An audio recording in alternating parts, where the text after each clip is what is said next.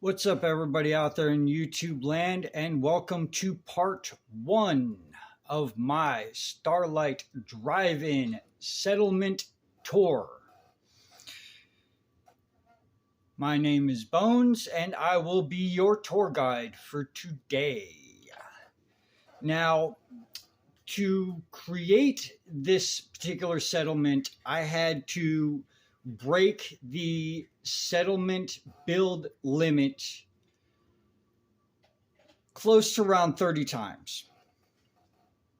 So this is pretty much as done as this build is going to get, because it has been crashing on me from time to time, especially if I move too fast in here. So I'm going to try and take it nice and slow and smooth, so hopefully it doesn't crash and I don't have to do this again. But having said that, if you don't know what I'm talking about with the build limit glitch, there should be a video from another content creator in my Fallout 4 playlist. I encourage you to check it out. Okay, now the mods that I used for this settlement build are the pre-walled settlements mod, as you can see right here from the outside wall. I had to use place anywhere to place some of the structures and stuff in here. I'm using the Minuteman morale pack as well for some of the decorations. And I am also using Shadow Fights decor pack for decoration in here as well. And I wish I had known about it sooner, because there would be more of decorations from him scattered throughout the settlement than there actually are, instead of a bunch of stuff that I spent weeks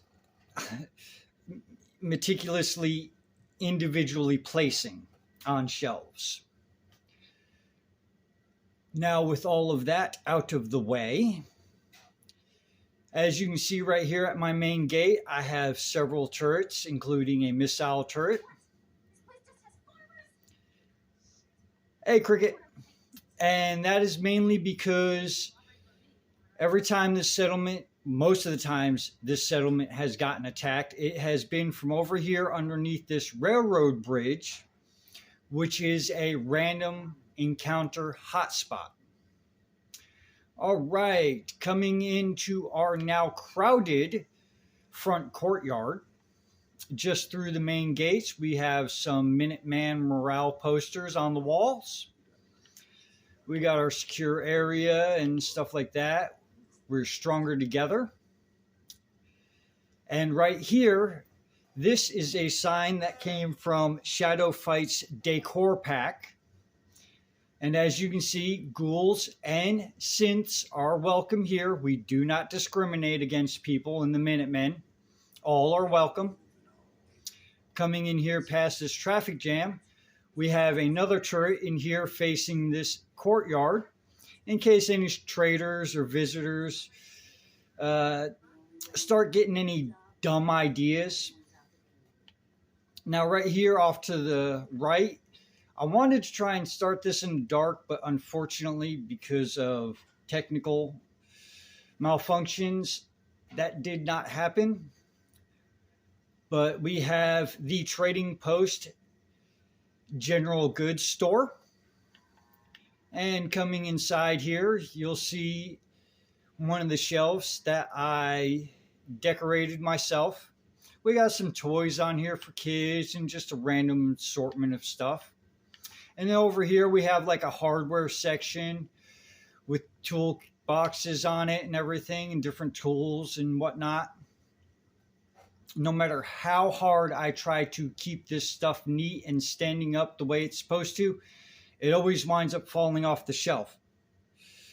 So that's why stuff has just been thrown up here.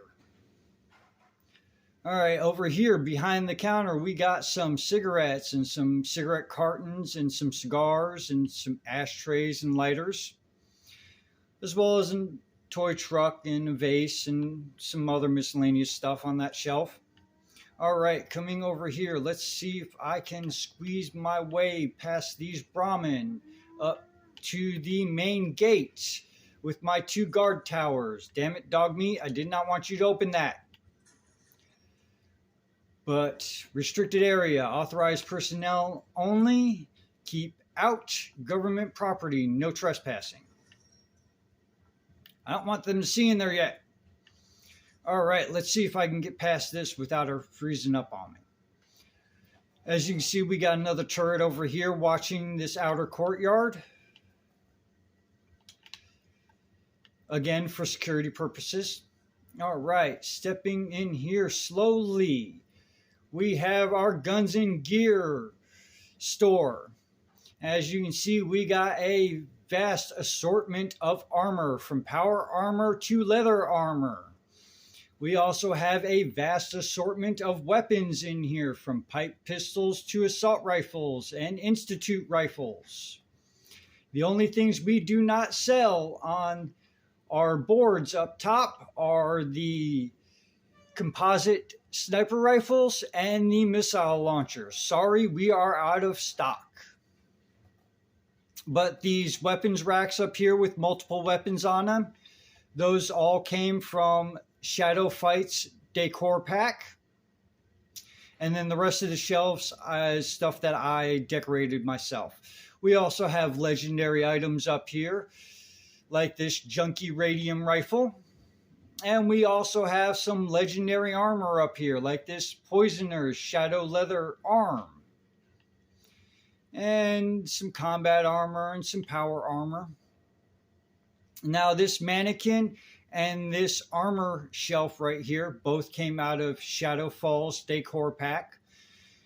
And you'll have to forgive me because I'm going to be saying that a lot in this tour video. And oh, by the way, before I forget, this is going to be a 2-parter. So make sure you hit that like and subscribe button and that bell notification icon. So this way, if you like what you've seen so far, when you get to the end, you can be notified for when the next part comes out. But we got some more weapons and armor behind the counter. And this ammo case and that ammo shelf right there also came out of Shadow Fight's decor pack. And we got some ammo boxes over there. All right, coming out of here and going in through the main gate, as you can see, we have several more turrets right here on the inside. 2 for the gate itself specifically. And then we got another one over there in the corner positioned facing the gate. And that one right there in the middle is also positioned to face the gate. And then we got a bullet resistant barrier right here for Minutemen to take cover behind in case somebody is storming this gate. And we got another turret over there watching the back door of the trading post, and another turret overwatching the wall.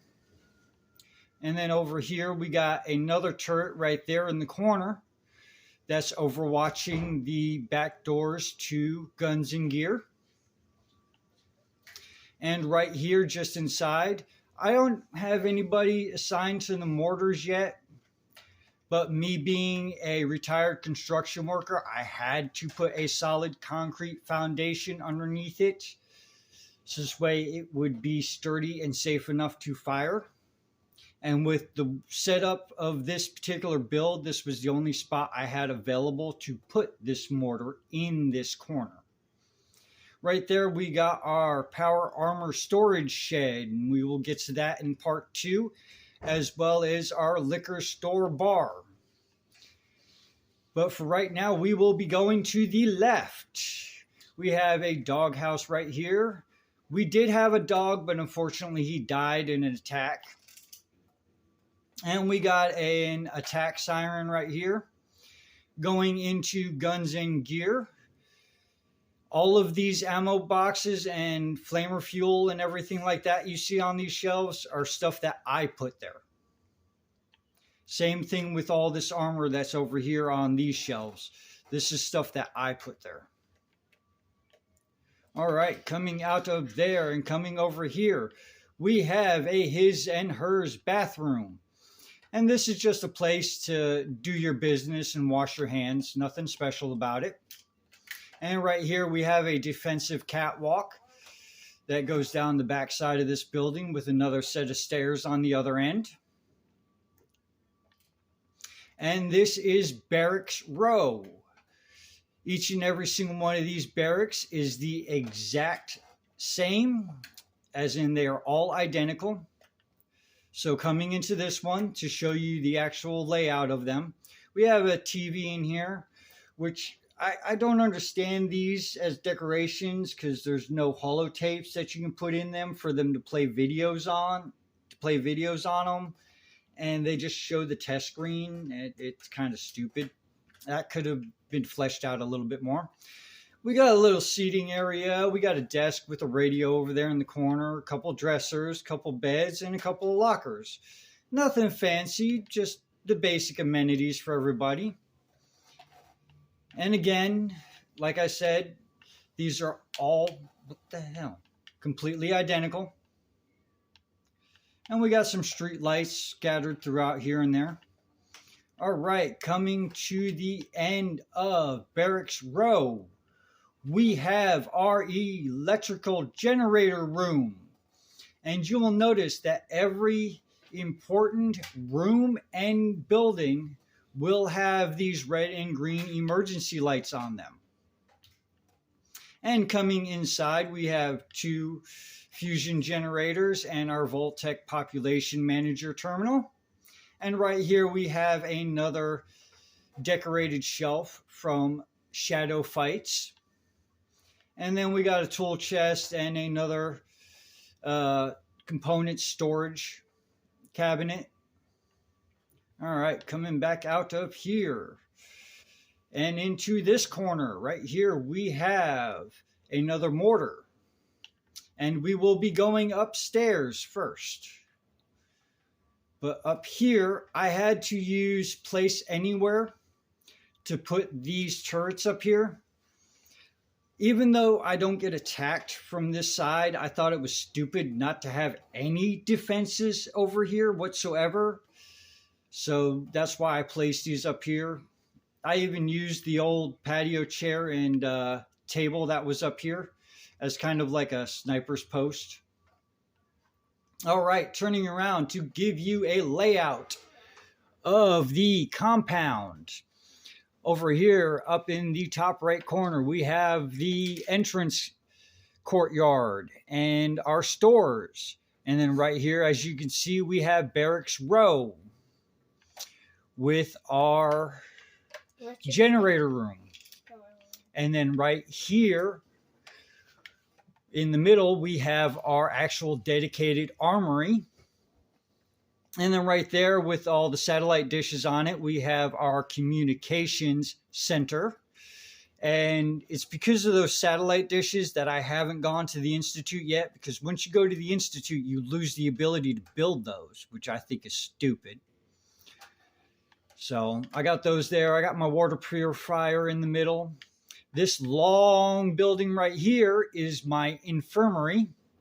And as you can barely see right there in that corner, I got another mortar. I got our Brahmin pen right next to it. And as I mentioned before, when we came through the gate, the main building here at Starlight, I used as the liquor bar. Right here, this building over here is a duplex. On this side right here, we have a co-ed shower bathroom. And we have a rec room. And then coming over here into this corner, we have another mortar set up down here, which you can barely see through the railing. And then we have a scrap shed set up. All right, and coming down these stairs. Coming around the corner, we are coming to the commanding officer's quarters and office. And the commanding officer of this fort is a colonel. None of the containers have anything in here. They're just for looks. We got a mercenary backpack from the mercenary outfit standalone pack. And the reason why this is in here, because it has its own communications device on it.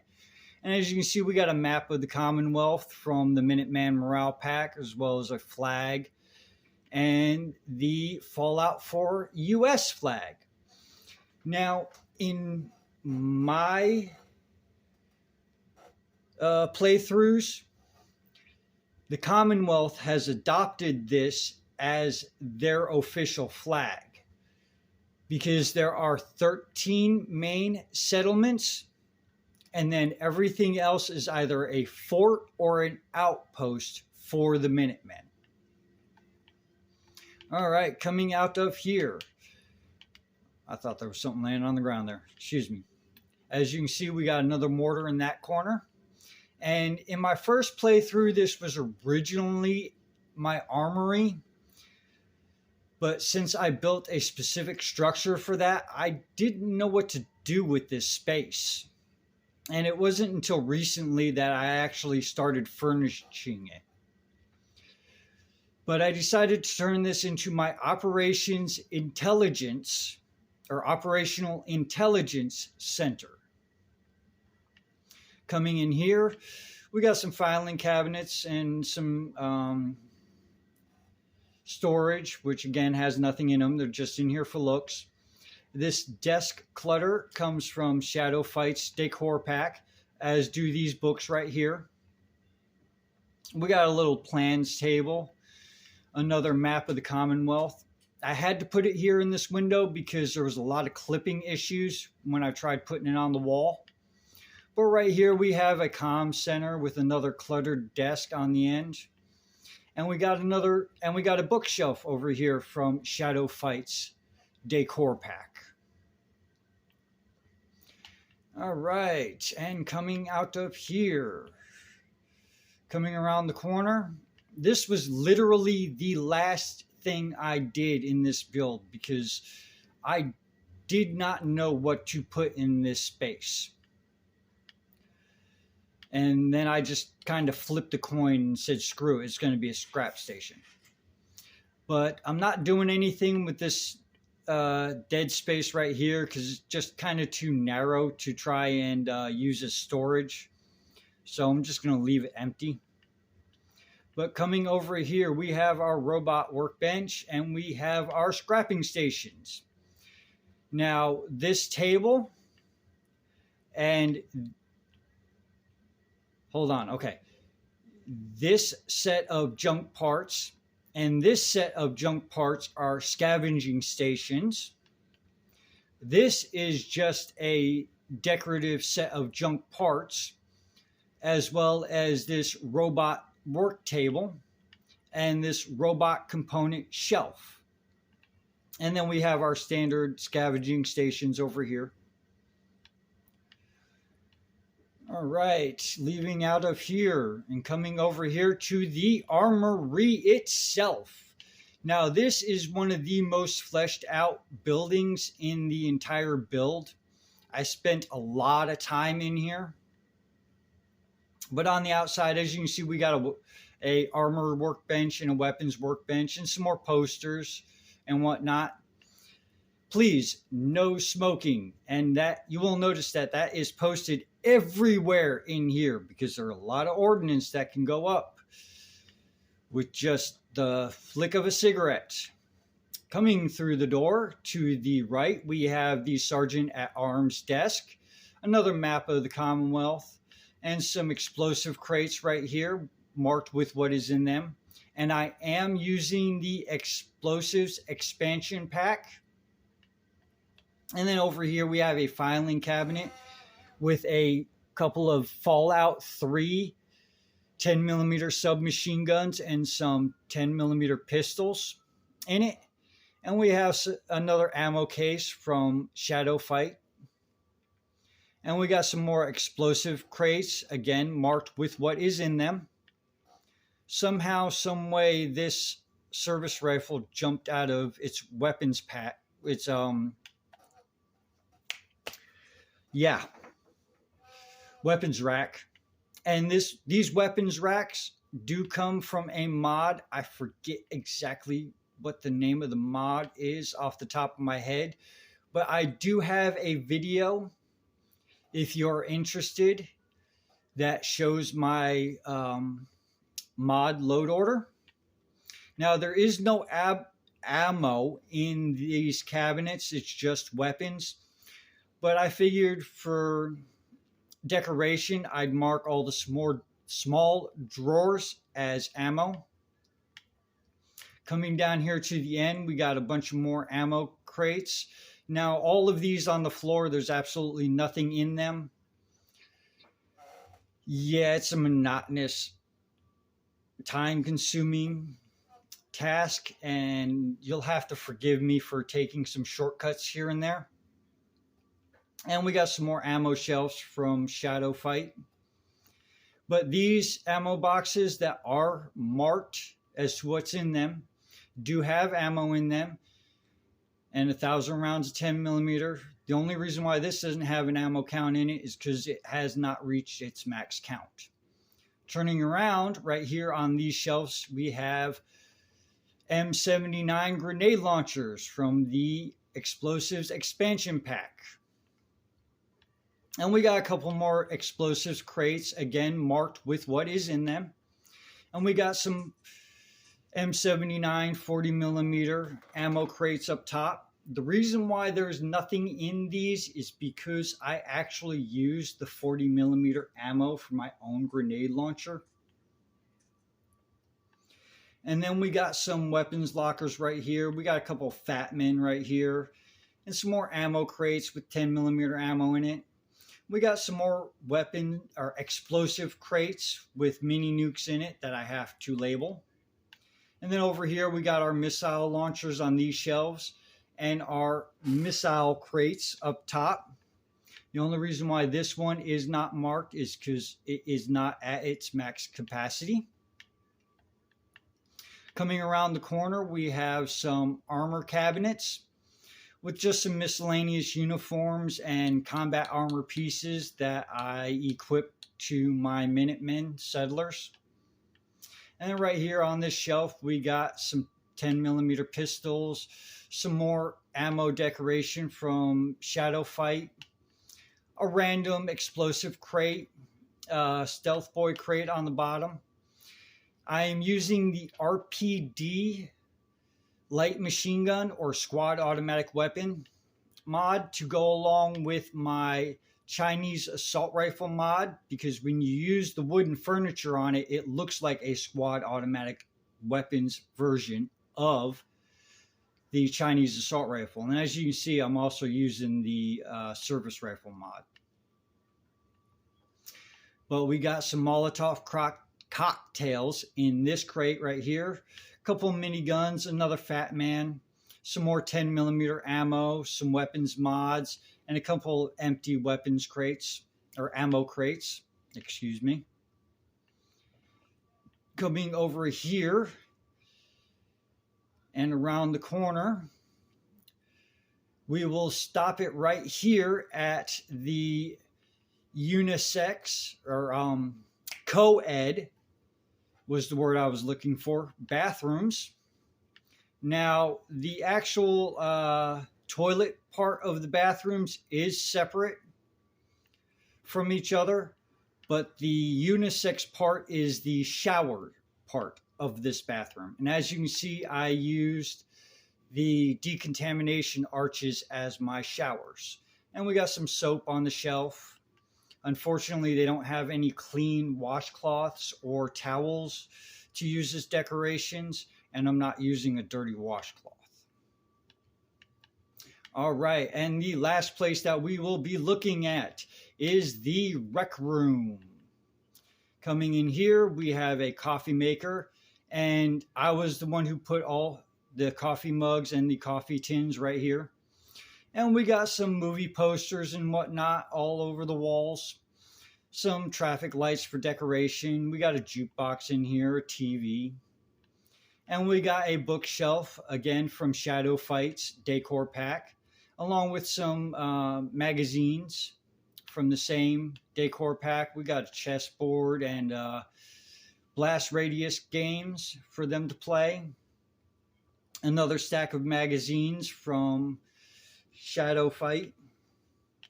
Now, there was a magazine, the shelf looking like magazine rack that was sitting over here, but I couldn't figure out how to duplicate a glitch where it made a copy of the magazines that were on that magazine rack. So I wound up with 2 of each magazine.